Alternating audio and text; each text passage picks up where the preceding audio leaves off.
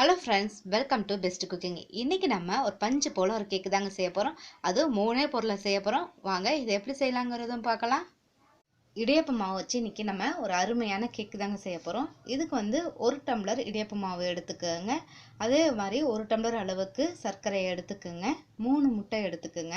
இவ்வளவுதான் இந்த கேக் செய்யறதுக்கு. ரொம்ப சிம்பிளா நம்ம செஞ்சிடலாங்க. ரெண்டாவது வந்து நீங்க இடியாப்ப மாவு வந்து நார்மலா நம்ம வறுக்காத மாவு எடுக்கக்கூடாது, வறுத்த மாவு தான் எடுக்கணும். நீங்க வறுக்காத மாவா இருந்துச்சுன்னா நல்லா நீங்க ஒரு கடாயில போட்டு நல்லா சிம்ல வச்சுக்கிட்டு நல்லா வறுத்துருங்க. மாவு வறுத்தா தான் உங்களுக்கு கேக் நல்லா இருக்கும். இப்போ நான் ஒரு அகலமான ஒரு பாத்திரம் எடுத்துருக்கிறேன். இதில் நம்ம முட்டையை உடச்சி ஊற்றிடலாம். நீங்கள் முட்டையை உடச்சி ஊற்றும் போது கொஞ்சம் மேலாப்ப இந்த கூட்டை பாதியாக உடைக்காம இது மாதிரி உடச்சிக்குங்க. ஏன்னா நம்ம இந்த முட்டை கூட்டில் நம்ம தண்ணி அளக்கணுங்க. அதனால இந்த மாதிரி உடச்சி எடுத்துக்குங்க. பாருங்க, இப்போ நான் 3 முட்டையை உடச்சி ஊற்றிருக்கேன். இப்போ 3 முட்டைக்கு நம்ம என்ன பண்ணுறோன்னா, இந்த முட்டையோட கூட்டில் அளந்து ஊற்றணும். ஒரு முட்டைக்கு 2 கூடு தண்ணி ஊற்றுங்க. அதுக்கப்புறம் நம்ம 3 முட்டைக்கு 6 கூடு தண்ணி நம்ம ஊற்றிக்கணுங்க.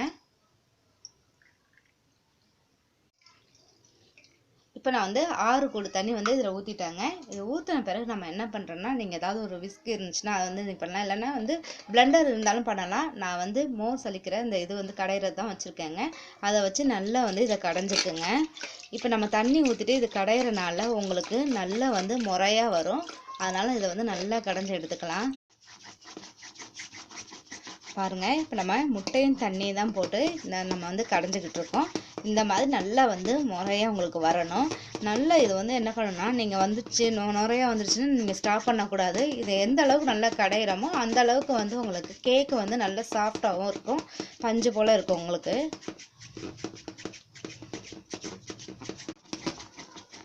பாருங்க, இப்போ இதை நல்லா நான் கடைஞ்சிக்கிட்டேன். இப்போ இதில் என்ன பண்ணுறோம், நம்ம சர்க்கரையை ஆட் பண்ணிக்கலாம். சர்க்கரை ஆட் பண்ணிவிட்டு இது அந்த சர்க்கரை கரையிற வரைக்கும் நீங்கள் நல்லா இதை கடைஞ்சிக்குங்க.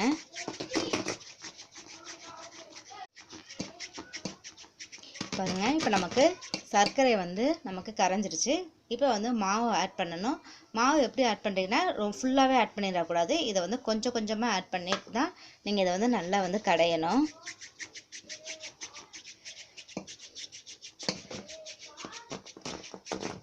ஆட் பண்ணிவிட்டு இதில் கொஞ்சம் கொஞ்சமாக மாவை போட்டு நீங்கள் என்ன பண்ணுறீங்க, ஃபுல் மாவுமே நல்லா போட்டு கடைஞ்சிடலாம். ரொம்ப ஈஸிங்க இது. நீங்கள் மைதா மாவு, கோதுமை மாவு இதெல்லாம் வச்சு பண்ணுறதோட நீங்கள் இடியாப்ப மாவு பண்ணுங்கள். ஆனால் இந்த இடியாப்ப மாவு கொஞ்சம் நல்லா வறுத்துக்கிட்டிங்கன்னா உங்களுக்கு கேக் நல்லா இருக்கும். இது எந்த அளவுக்கு நம்ம நல்லா வறுக்கிறோமோ அந்த அளவுக்கு கேக் நல்லா இருக்குங்க. நீங்கள் பச்சை மாவில் வச்சு பண்ணிடக்கூடாது. இப்போ நான் எல்லா மாவுமே போட்டுட்டேன்.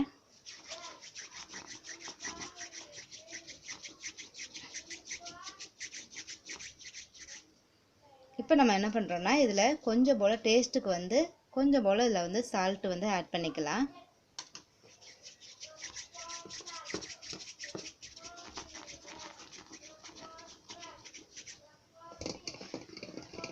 பாருங்கள், இந்தளவுக்கு நல்லா உங்களுக்கு க்ரீமியாக இந்த மாதிரி வரணும் உங்களுக்கு. அது வரைக்கும் நல்லா இதை கடைஞ்சிக்குங்க. இப்போ நமக்கு இந்தளவுக்கு நல்லா க்ரீமியாக வந்திருக்கு. நம்ம இதோட நம்ம ஸ்டாப் பண்ணிடலாம். எந்த பாத்திரத்தில் நீங்கள் கேக் ஒரு அகலமான இது மாதிரி சில்வர் பாத்திரம் எடுத்துக்கோங்க. இல்லைன்னா கேக் வச்சு நம்ம கேக் ரெடி பண்ணக்கூடிய பேன் இருந்தால் கூட சரி, அதையும் நீங்கள் பண்ணிக்கலாம். இப்போ இதில் என்ன பண்ணுறீங்கன்னா, கொஞ்சம் போல் நெய் விட்டுக்குங்க. நெய் விட்டுட்டு இதில் ஃபுல்லாக இடமும் நல்லா படுற மாதிரி எல்லா இடமும் நல்லா மிக்ஸ் பண்ணிடுங்க. கொஞ்சம் சைடெல்லாம் அதை மிக்ஸ் பண்ணிடுங்க. நெய் இல்லைன்னா எண்ணெய் எது இருந்தாலும் நம்ம இதில் அப்ளை பண்ணிக்கலாங்க.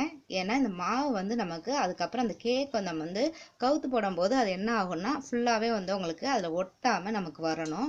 அதுக்காக தான் இந்த மாதிரி ஃபுல்லாகவே நம்ம அப்ளை பண்ணிக்கிறது.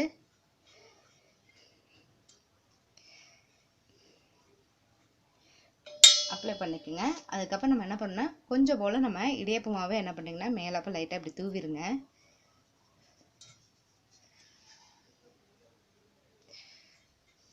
நம்ம இந்த கேக்குக்கு வச்சுருந்த இடியாப்ப மாவை நீங்கள் லைட்டாக எடுத்து மேலே ஃபுல்லாகவே இப்படி தூவிக்குங்க. தூவிட்டு இதை என்ன பண்ணுறோம், நம்ம இதில் அப்படியே ஊற்றிடலாங்க.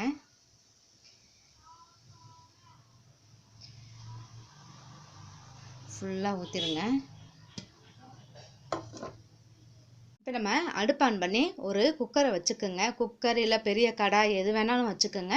ஆனால் அது என்ன பண்ணுறீங்கன்னா, அடுப்பை ஆன் பண்ணி கொஞ்சம் சிம்லேயே ஒரு 10 நிமிஷம் வச்சு வரணும். இந்த குக்கர் வந்தோ இல்லை பேனோ எதுவும் வந்தாலும் சரிங்க, ஆனால் நல்லா ஹீட்டாக இருக்கணும். இது கொஞ்சம் நல்லா ஹீட் ஆன பிறகு நம்ம ஊற்றி வச்சுருந்த இதை எடுத்து நீங்கள் அப்படியே உள்ளே வச்சுருங்க.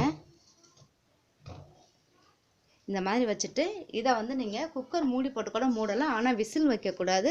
நான் ஒரு கண்ணாடி மூடியை போட்டு இப்படி மூடுறேன். இது மூடி இது அப்படியே இருக்கட்டுங்க. இது வந்து ஒரு 30 நிமிஷம் இல்லை 35 நிமிஷமாவது நீங்கள் இதை வந்து லோ ஃப்ளேம்லேயே இப்படியே வச்சுருங்க. இது வந்து நல்லா நமக்கு வெந்து நல்லா வந்து கொஞ்சம் பஃபியாக வரும். அப்போ இந்த ஸ்டேஜில் நம்ம இதை பார்க்கலாம். பாருங்கள், இப்போ எனக்கு இது வச்சு ஒரு 35 நிமிஷம் ஆயிடுச்சுங்க. இப்போ இதை வந்து நான் ஓப்பன் பண்ணி பார்க்கலாம்.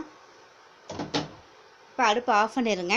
ஏதாவது ஒரு இது மாதிரி ஒரு டூத் பிக்கு வச்சு என்ன பண்ணுறீங்கன்னா, கொஞ்சம் போல் வந்து இப்படி குத்தி பாருங்கள். இப்படி குத்தி பார்த்தீங்கன்னா உங்களுக்கு தெரியும், நல்லா வந்து அது மாவு வந்து பாருங்கள் ஒட்டாமல் உங்களுக்கு வந்திருக்கு. இந்த மாதிரி இருந்துச்சுன்னா நமக்கு இது வந்து கேக் வந்து நல்லா நமக்கு ரெடி ஆயிடுச்சுன்னு அர்த்தம். இப்போ இதை வந்து நம்ம எடுத்துடலாங்க. எடுக்கும் போது கொஞ்சம் பார்த்து எடுங்க, சுட்டுடாமல் பாருங்க. இப்போ இதை வந்து நம்ம ஒரு பிளேட்டுக்கு வந்து ட்ரான்ஸ்ஃபர் பண்ணணும். ஏதாவது ஒரு பிளேட்டை வந்து இந்த மாதிரி வச்சுருங்க. இப்போ உங்களுக்கு அந்த பாத்திரம் வந்து கொஞ்சம் சூடும், அதனால இந்த வந்து ஏதாவது ஒரு துணியை வச்சு நல்லா பிடிச்சிக்கிட்டு இதை வந்து அப்படியே கவுத்துடலாம். கவுத்துட்டு இதை வந்து மெதுவாக வந்து லைட்டாக இப்படி தட்டினா போதும், உங்களுக்கு அது அப்படியே வந்துடும். பாருங்கள், இப்போ கேக்கை வந்து நான் வந்து ஒரு சின்ன பிளேட்டுக்கு மாற்றி திருப்பி வச்சுருக்கேங்க. இதில் வந்து நீங்கள் எதுவுமே மேலே வந்து எது வேறும் வச்சு நீங்கள் வந்து டெக்கரேஷன் பண்ணிக்கலாம். நான் டூட்டி ஃப்ரூட்டி வச்சுருக்கேங்க, கொஞ்சமாக அது நடுவில் வச்சுக்கோங்க. இப்போ நம்ம கேக் செஞ்சுருக்கும் போது நீங்கள் டூட்டி ஃப்ரூட்டி போடணும்னு ஆசைப்பட்டீங்கன்னா, நீங்கள் என்ன பண்ணுறீங்கன்னா, கடைசியாக கேக் வந்து பாதி அளவு வெந்திருக்கும் போது நீங்கள் மேலே டூட்டி ஃப்ரூட்டி போடுங்க. அப்போ தான் உங்களுக்கு மேலேயே இருக்கும். நம்ம அதை வந்து செய்யும் போதே போட்டிங்கன்னா உங்களுக்கு அடியில் தங்கிடும். இப்போ பாருங்கள், இப்போ நான் வந்து கேக்கை வந்து வெட்டுறேன்.